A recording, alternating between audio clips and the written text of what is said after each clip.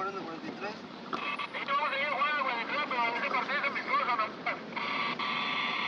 Ah, órale. Ah, bueno. Ah, pues. Welcome back to the GV podcast. He's Duke and I'm Mayhem. Goblins! No, it was supposed to be orcs. Goblins. Okay, it already ruined. Great. Okay. Cowboats. Cowboats? Just all races but orcs. So we're back here today to continue what we were talking about last time with our original D&D ideas and last time we were talking about our characters. Now we're going to talk about the actual games that we did. Now, did we mention how much I love D&D? I think it's very implied. Yeah, it's probably very implied. I love D&D. I love D&D so much that I will be just sleeping at night, I'll be all comfy, and then I'll burst my eyes open in a moment and go, but what if I did that in D&D? But what about? Today, we are not talking about our characters, we're talking about our experience DMing, a Dungeon Master role. Being the person in charge of Being everybody. the person who creates the world. Creates the world in charge of everybody who isn't the players. Now, I had to start this one off because I was the one who introduced you. Yep. And I'm going to say, the way I started out was I loved Team 4 Stars TFS at the table. And so, the moment that I got dice, I just found any random dice I could find. And I went to school that day and said, fuck it, we're going to play whatever fucking role-playing game I can come up with in my mind that day. It's just, this was before, like, we actually were... It was before that we could get around to a table and actually play D&D. Yeah. I was setting up basically, okay, I'm going to grab all you guys and I'm just going to say, screw it, let's play D&D. What do you do? And it's just like, I'm going to hit the thing. What do you do? Roll the dice. That was the way I introduced a lot of people to D&D, honestly, of just, hey, roll these dice and I'll do my best to storytell. Yeah, I did that a lot. That is another main thing for being a DM. You have to storytell. Like, you have to be ready to, like, you have to have this entire story ready, but you also have to be ready for it to completely change. So, I should start off with my first campaign. My first campaign was, okay, if you want to know it, watch, like, the first few episodes of the TFS at the table. There you go. It's Done. only a few hours. Way more. Okay. Oh, it's only a few hours. Yeah, that's basically, look at all the Marvel movies. That's the first chapter. Oh, God. Oh. But, yeah, I stole so many things. Don't say that. I stole so many things. Parody. I stole so many things from different stories. If I liked it, it was in my campaign. Everything. It was my first dabble into D&D, and I was like, let me just have some fun. And that's And it was. And that's the best thing about it is that when you're in charge, you can have it you can build the world your own way, and then everybody else ruins it, and you're just like, all right then. The one thing that did make me sad is the usual thing that happens for me of I have this massive idea, but then the game ends early. Yeah. I'll be honest. Where I was going with that was I was going to have like an ending where there were going to be titans fighting each other. Oh, jeez. Like, when I say titans, I literally mean the mountain was a living creature. Oh. Yeah. I had like this massive story of like, and then these giant creatures begin to fight one another. This whole idea, and then we ended. Yeah. And I was like, oh well, let's go to the next one. That is the main problem, though, is that a lot of the time you're basically going, all right, we're gonna get this done. We're gonna go through this, that, but really you don't really go anywhere. So Mayhem, what was your first campaign? My first campaign was our insane one that you introduced me on. That was literally everything possible, and we just literally, in order to get me into it and get my character into it. To give context, I basically had a whole multiverse thing going on Yeah. that I thought was fun, and it was. I had a lot of fun being like, hey, how about we just homebrew some shit, and it was pretty fun. I gave him one of the games, and yeah, what was the game? It was basically our characters are going to go through a portal, and they're going to end up in this world. and you decide world which was was it? it. Yeah, it was. It was the world of Destiny, Yep. and And here's what I had to explain to him afterwards. Destiny is a good game. The problem was that it is combat heavy. Mm-hmm. It has little to no roleplay. This was before At all. I actually figured out how combat is the most slowest thing ever. Oh, yes. Where literally one of the fights that we had was literally just against like normal enemies, and I literally, while in the middle of the fight, was just dropping their health. Yep. Just like, well, let me just... Every D20 roll will just be, that's how many people you wipe out. It kind of, that's basically what you did. Yeah, it was just like, okay, let's just Hey, fast forward. it was your learning experience. Same as how I got to learn how to world build, you got to learn how to play. Yeah, and like I had this super intricate idea. It was like, you're gonna go to here, then you decide where to go from there, and then that's gonna happen. It's like, but then actually doing it was like, okay, so we're here, and then we went to there. Yep, A to B. You thought it'd be like A to B to A1 to A2, A3, A4. Yep. It ended up being A to B. Mm-hmm. So then, Just right away. I will go ahead and let me see. The next question I have for you is, what is your dream campaign that you want to run someday? So that's the thing. Is like it's basically you have to keep thinking to yourself, what world do I want others to experience the way that I experience it? And one world that very recently I just discovered is really cool. It's called Outer Worlds. Outer Worlds. It's a Wait, isn't that the one that's also made by the same people who made that old Fallout game? They made the old Fallout games and Fallout New Vegas. Okay, that's interesting. That game world, like I played through it entirely, and like it's not a So, long. what game. is it about? It's basically a colony of Earth, finding this solar system and colonizing it, and literally there's literally everything goes wrong, where every single planet is just fucked up beyond imaginable.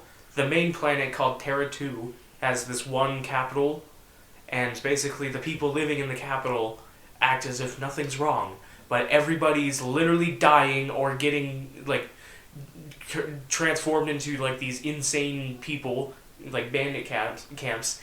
And then there's these things called mantisaurs. Imagine crossing a T-Rex with a praying mantis. That's terrifying. It's the most coolest thing you've ever seen, but it's also the most terrifying thing to fight. Let me say what my dream campaign is. Yeah. I want one that is set in modern times, which is basically like the heroes in hiding kind of story, is what I want. Superheroes!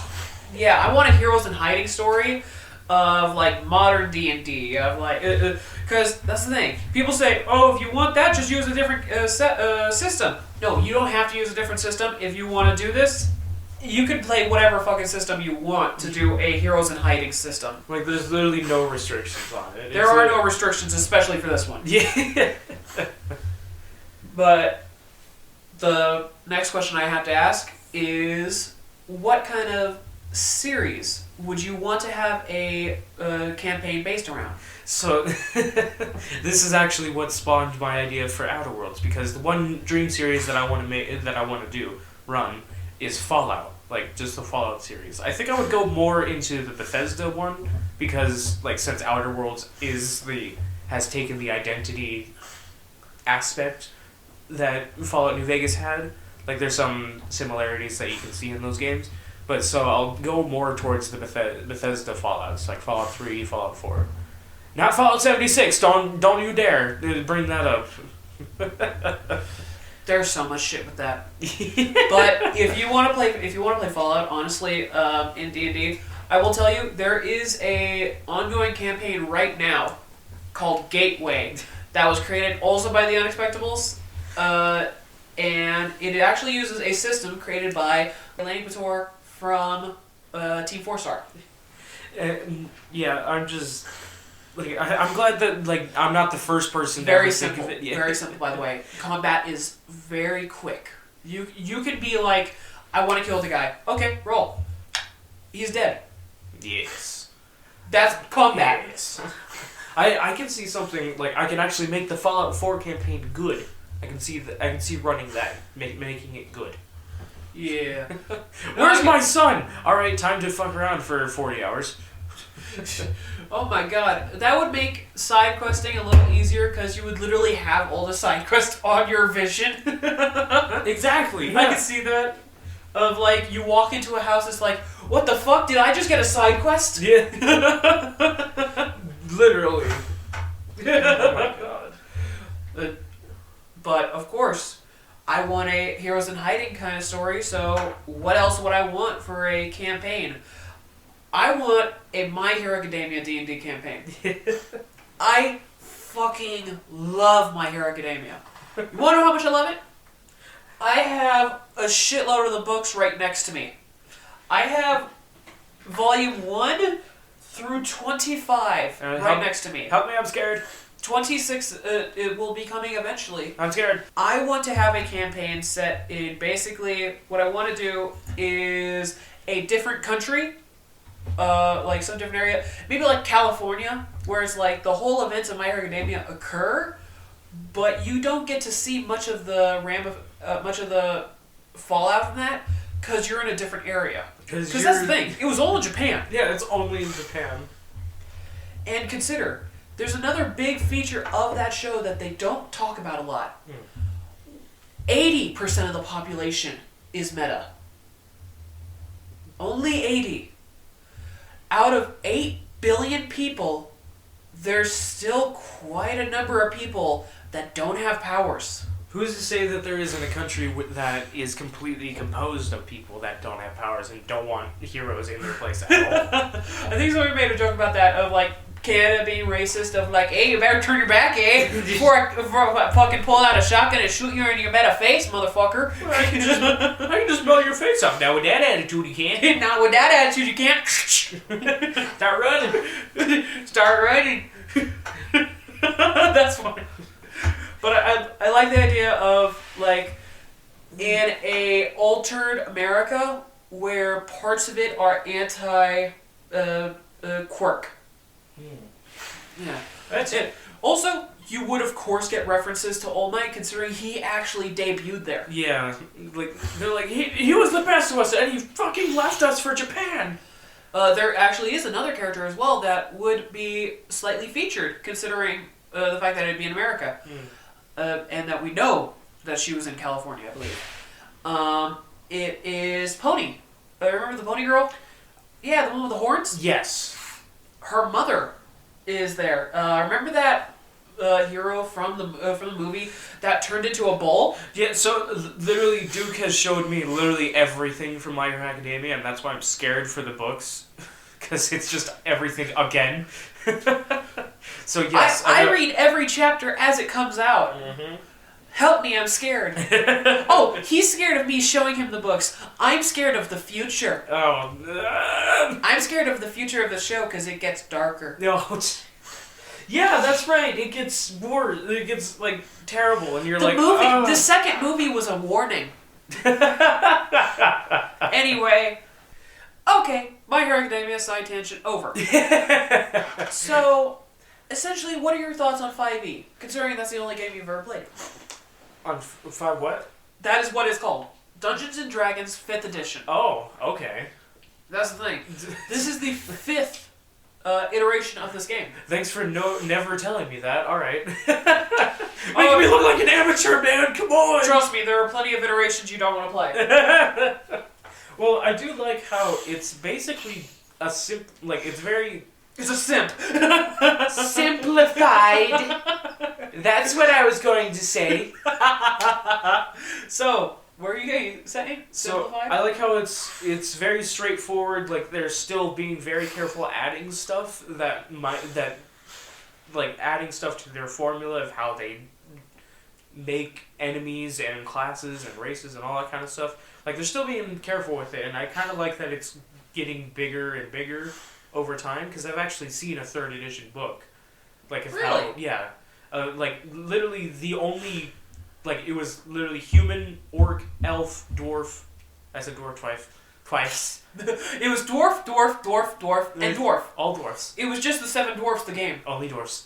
Right, yeah, so it was human, elf, dwarf, orc, and the new one that they added was Goliath. and that was it. That was the only races that was there. And now we have a ton more. Yep. And that's the thing too, is that with the additions and stuff like that, they basically just showed that, hey, you can add as much stuff as possible that you want. Just homebrew it. No, that's the thing. There was the creator of the game, I believe, Larry Gygax, I believe it was his name. He actually said before, listen, this is a guideline. You can follow it if you want. Just do what you want. The pirate code, see, they're really more as guidelines. Exactly.